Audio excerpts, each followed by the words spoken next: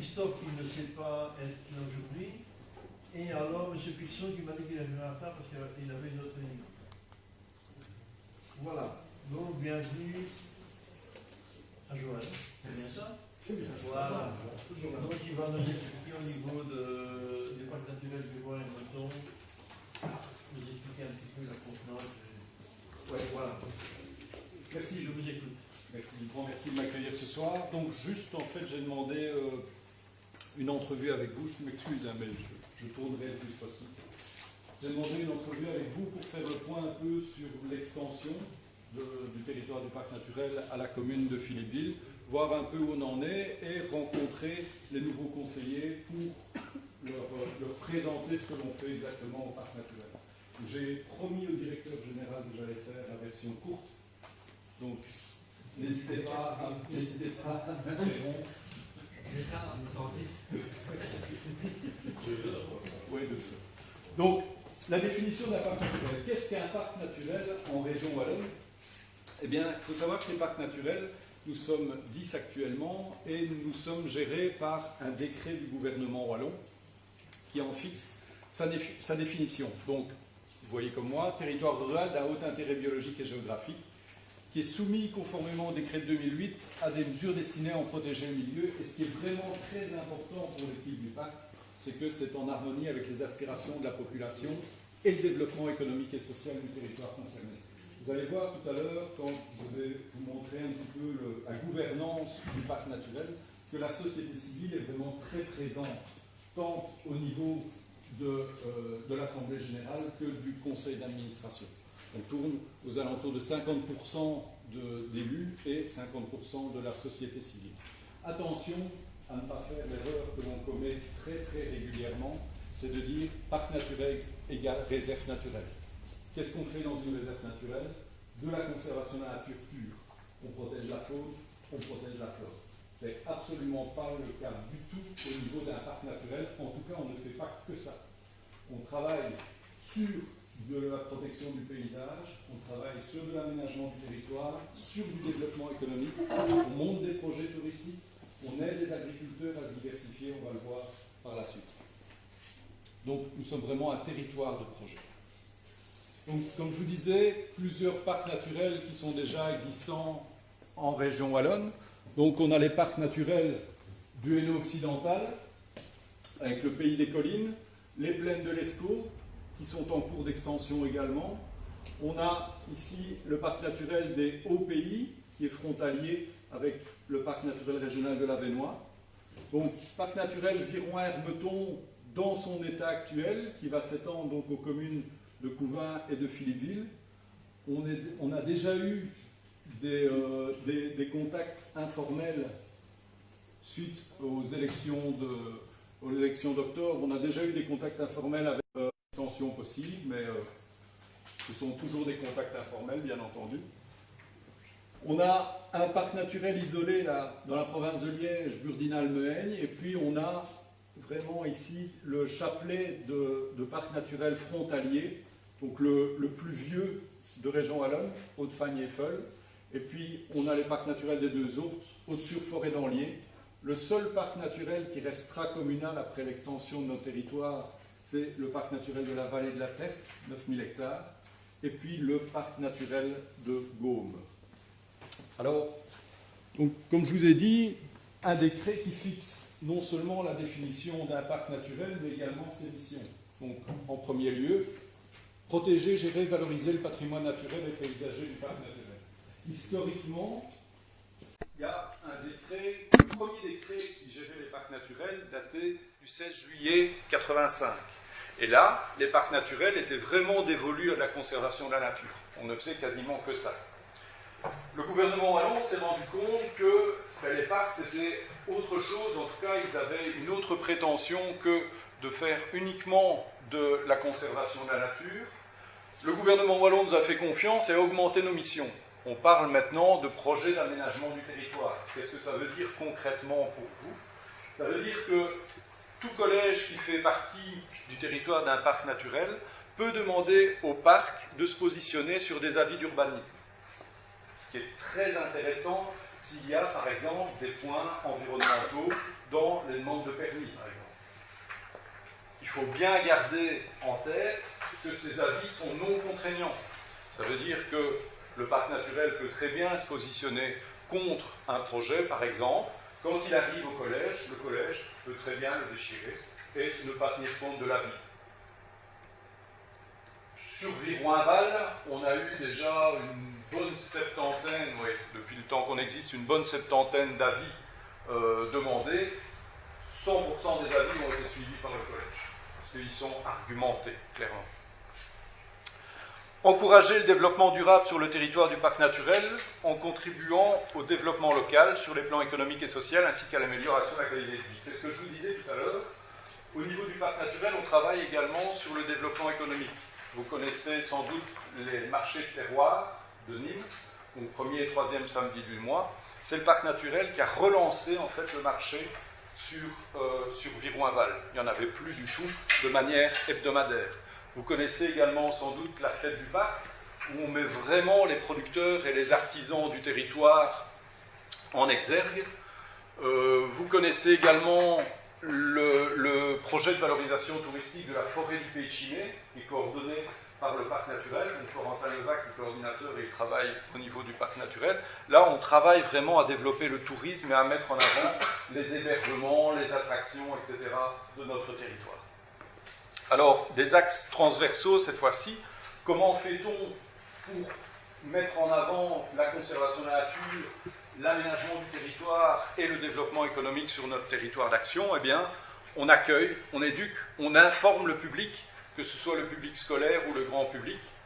On participe également à la mise en œuvre de programmes européens et de coopération territoriale. Ça veut dire que nous rentrons des projets Interreg, nous rentrons des projets sur le plan wallon de développement rural.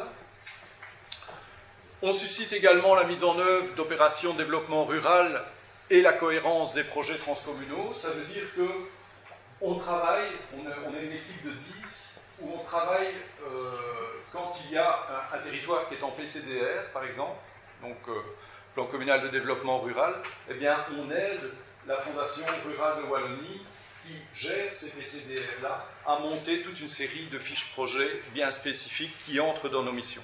Donc, qu'est-ce que c'est, pour résumer, un parc naturel? C'est un véritable pôle de service qui est à destination et des communes, mais aussi de leurs habitants, parce qu'on va voir qu'on est susceptible de rentrer toute une série d'appels à projets sur, par exemple, les PCDN, sur Mon Village, sur les petits appels à projets pour développer, en fait, les quartiers et améliorer la qualité de vie de leurs habitants. Alors, parlons un peu d'extension du parc naturel. Pour l'instant, le parc naturel est toujours monocommunal, 12 000 hectares, 5 800 habitants. On attend la signature du ministre, pour passer donc, à un territoire qui sera multiplié par 4. On va frôler les 50 000 hectares, et avec un nombre d'habitants qui sera multiplié par 5. On va presque atteindre en tout cas les 30 000 habitants. On n'a pas attendu, au niveau du parc naturel, cette extension de territoire pour développer des projets sur une plus grande surface. Donc, par exemple, on parlait tout à l'heure du projet de valorisation touristique des forêts, qui s'appelle Forêt du Pays de Chimay. Eh bien, c'est donc le parc naturel qui coordonne ce projet purement touristique sur les 8 entités du sud de l'Entre-Sambre-et-Meuse. Il faut bien prendre en compte également le fait que nous sommes frontaliers, et nous sommes frontaliers avec plusieurs parcs français. Donc, au sud de notre territoire, il y a le parc naturel régional des Ardennes qui fait 116 000 hectares. Donc, même quand on sera étendu aux communes de Philippeville et aux communes de Couvin, on représentera la moitié en termes de surface du parc naturel régional des Ardennes. Mais on travaille énormément avec eux, et vous allez voir qu'on est occupé. On en a déjà parlé ensemble en collège. On est occupé à mettre en place ce qu'on appelle une AISBL, donc une association internationale sans but lucratif, qui va nous permettre de coordonner en fait nos actions au niveau transfrontalier et d'avoir un statut juridique européen qui va vraiment nous permettre de fluidifier nos actions au niveau transfrontalier en tout cas. Et alors, de l'autre côté, parc naturel régional de la Vénois, 125 000 hectares, Et là, nous sommes occupés à réfléchir, à tenter de faire des ponts en ce qui concerne les projets Interreg, en tout cas, pour avoir un Interreg 2020, comme on appelle ça, donc en 2020, sur les territoires des 3 parcs naturels. Donc des contacts sont déjà pris avec la Vénois à ce niveau-là. Alors, le processus d'extension, tant au niveau de Couvain qu'au niveau de Philippeville, un petit peu d'histoire. Donc, le conseil communal de Viron-Aval a activé dès fin juin 2015, a activé la procédure d'extension du parc naturel. Il faut savoir qu'un parc naturel, j'ai l'habitude de le présenter comme un aigle à 2 têtes. D'une part, vous avez un pouvoir organisateur, purement politique, et d'autre part, une ASBL de gestion quotidienne. Donc ASBL avec, comme vous le connaissez, un conseil d'administration et une assemblée générale. Une des missions du pouvoir organisateur, c'est d'ouvrir ou pas le territoire de son parc naturel aux communes voisines.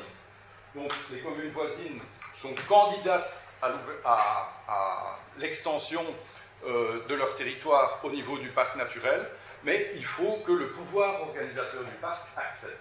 C'est ce que Viron-Aval a fait en juin 2015.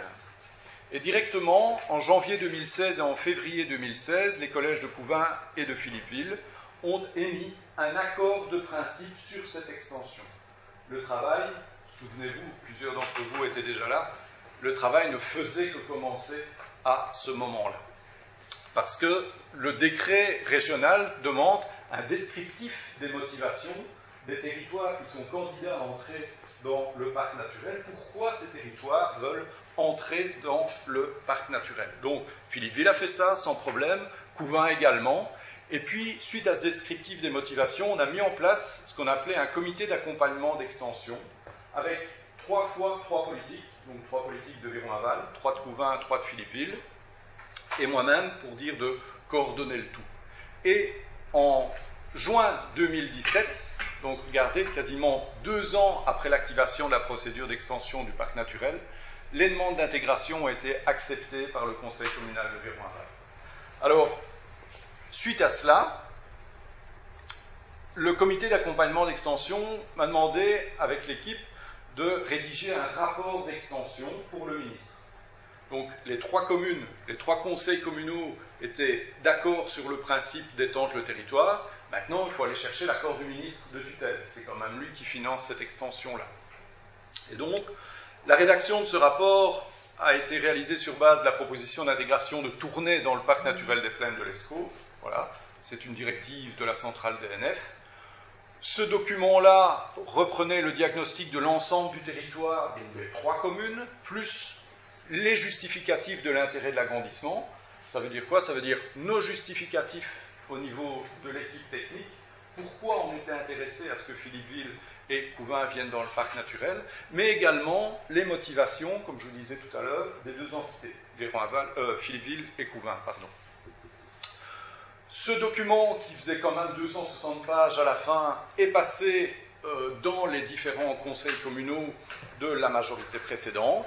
Il est passé à l'unanimité dans les 3 conseils communaux, et puis on l'a envoyé chez le ministre. Il a été transmis en janvier 2018 au cabinet du ministre Collin, et on attend toujours sa signature. Donc, qu'est-ce qui s'est passé depuis janvier 2018? Et le ministre a demandé à toutes ces administrations régionales leur avis sur l'extension du territoire aux 2 communes. Ça a été très rapidement au niveau de la DGO 4, ça a été très rapidement également au niveau de la DGO 1 et DGO 2. La DGO 3 a traîné un tout petit peu les pieds, mais il faut savoir que c'est notre direction de tutelle, donc c'est notre financeur premier. Et donc il fallait quand même qu'ils essayent de trouver une enveloppe supplémentaire pour cette extension-là. Bref, j'ai su la semaine dernière que l'arrêté d'extension était enfin rédigé. Il était parti au niveau de l'inspecteur des finances pour dernière vérification, et puis quand il revient de l'inspecteur des finances, apparemment le ministre Collin n'a plus qu'à parapher, et c'est bon pour nous. Sauf que, il faut savoir qu'au niveau du budget régional, en tout cas, il n'y a rien du tout en termes monétaires qui est pour l'instant prévu pour l'extension des 2 parcs naturels cette année-ci. Donc le parc naturel des plaines de l'Escaut et le nôtre. Donc on pourrait très bien se retrouver avec un arrêté d'extension de territoire signé sans pour ça avoir de subsides supplémentaires en 2019. Il est évident qu'en 2020 on les aura, mais on n'est pas certain d'avoir quelque chose en 2019. Ou bien, il va y avoir une modification budgétaire suite aux prochaines élections régionales, et là, à ce moment-là, on pourrait avoir une augmentation de notre dotation régionale. J'en doute. Clairement, j'en doute. Alors, quelques mots maintenant au niveau de la future gouvernance et des coopérations territoriales. Parce que, comme je vous disais, ce fameux aigle à 2 têtes, là, d'une part, Viron-Aval seul, actuellement, donc le pouvoir organisateur du parc naturel, c'est le conseil communal de Viron-Aval, d'accord ? Quand le territoire sera étendu, bien entendu qu'il y aura des représentants de Philippeville, des représentants de Pouvin et des représentants de Viron-Aval au niveau de ce pouvoir organisateur. Alors, comment ça va se passer ? Pour l'instant, donc le parc, 2 structures, comme je vous disais, pouvoir organisateur, Viron-Aval seul, c'est le conseil communal. La commission de gestion, c'est cette fameuse ASBL là, qui existe, qui nous gère au quotidien en fait.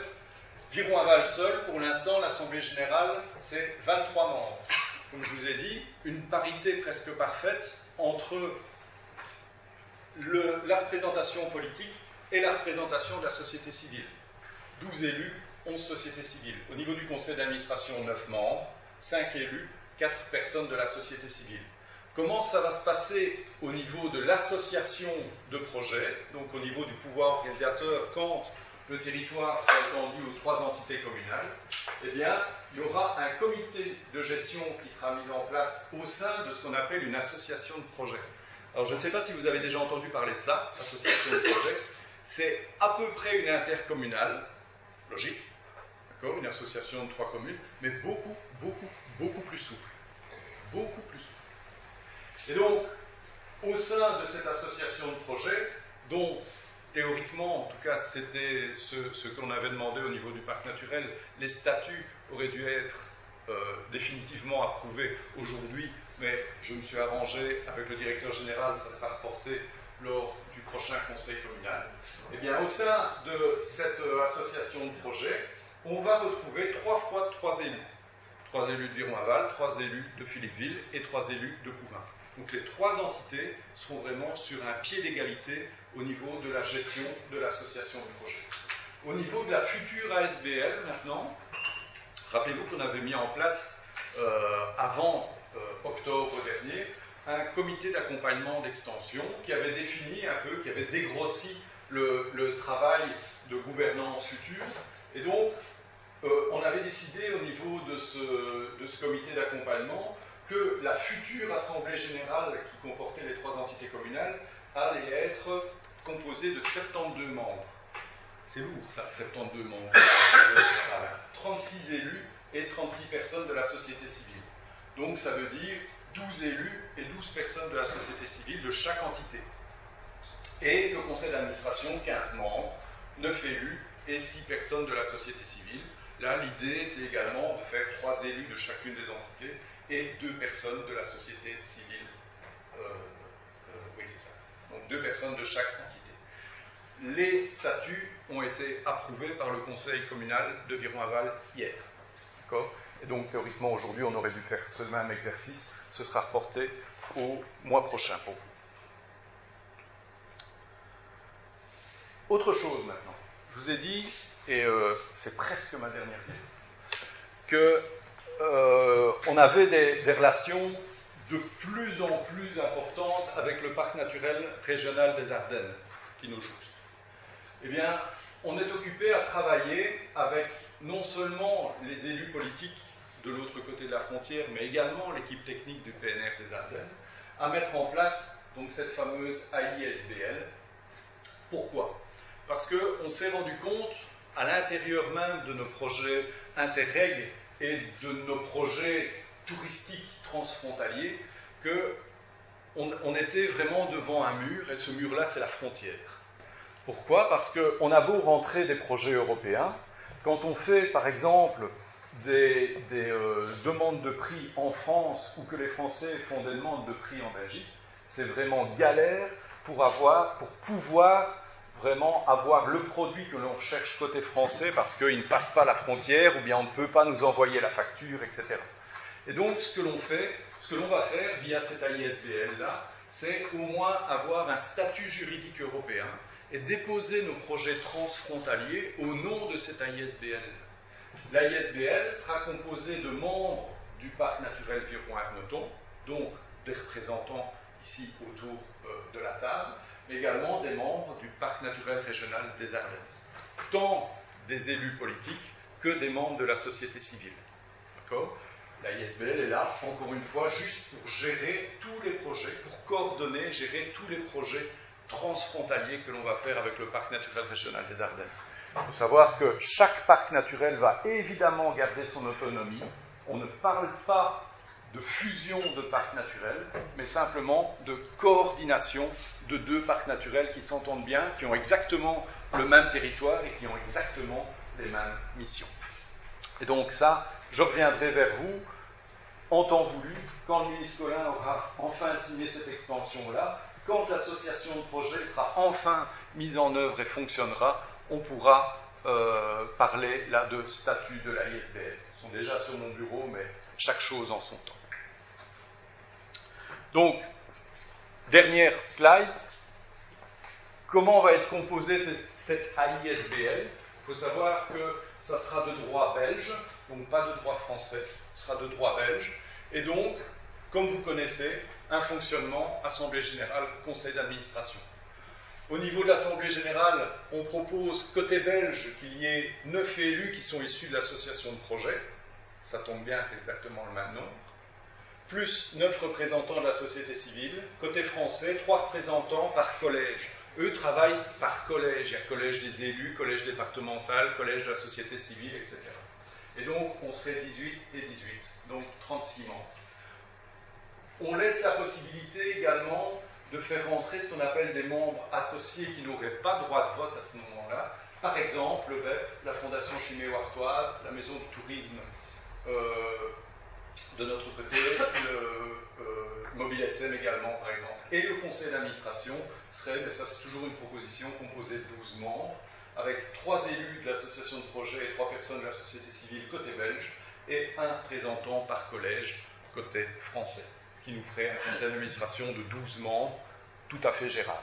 L'AISBL, pour moi, ce serait vraiment la tête de pont politique qui nous porterait vraiment des projets au niveau de l'ensemble des cabinets, tant belges que français, pour essayer d'attraper un maximum de subsides européens, que ce soit des subsides provenant de l'enveloppe FEDER, de l'enveloppe FEADER. On va travailler sur les deux domaines à ce moment-là. Voilà, je vous remercie. C'était la version live. Si vous avez des questions, n'hésitez pas. Je sais que c'est pas évident, hein, c'est énormément d'informations techniques, mais il faut passer par là. Moi j'ai une question, mais c'est pas à M. Dodd que je vais la poser, c'est au collège. Quand je regarde l'ordre du jour du conseil communal, c'est écrit, point 1, Office du tourisme, forêt du pays de Chimay, demande de rencontre du conseil communal. Alors, c'est pas du tout ce qu'on vient d'entendre. Alors, monsieur le conseiller, je suis désolé, c'est ma faute. Parce que j'ai rédigé l'ordre du jour de manière incorrecte. C'est peut-être pour ça, alors qu'on ne s'est pas passé les statuts aujourd'hui. Ça n'a rien à voir par ça. Rien à voir. Ok, merci. Mais le libellé est tout à fait incorrect. Parce que parfois, ici, ça ne porte pas conclusion, mais parfois, ça peut être trompeur. C'est une information. Si vous dites, bon, je ne vais pas venir, ça ne m'intéresse pas, tout compte fait. Personne qui est manipulé ça, je ne sais pas. Je suis pas. Je suis. une information, il n'y a pas de décision. On est bien d'accord avec ça. Sur le fond, tu as raison. Oui. On est bien d'accord avec ça. Excusez-moi, pour les questions orales, ce sera en fin de conseil. Question orale sur ce sujet-là, qui sait répondre, c'est peut-être mieux de le faire maintenant. Oui, mais c'est pas sur ça. Oui. C'est au collège, parce qu'au collège, c'est au collège que je veux. Oui. Mais sur ça, bien sûr, il est là pour répondre aux questions potentielles. Ça va? Il n'y a pas de questions? Tu vois, ça a roulé super. Merci beaucoup. Merci beaucoup. Merci bien. À très bientôt.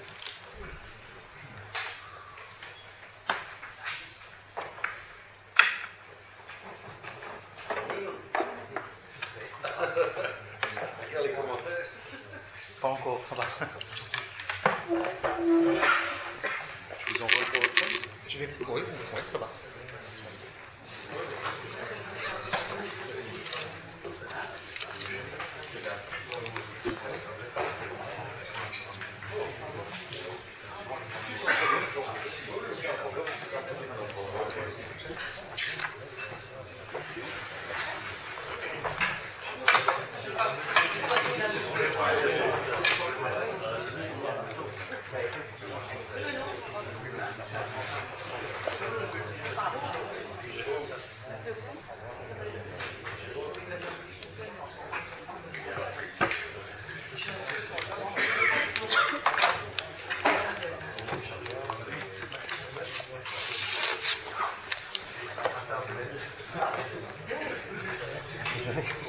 Super. Journal.gmail.com. Sans problème. Demain matin, sans souci.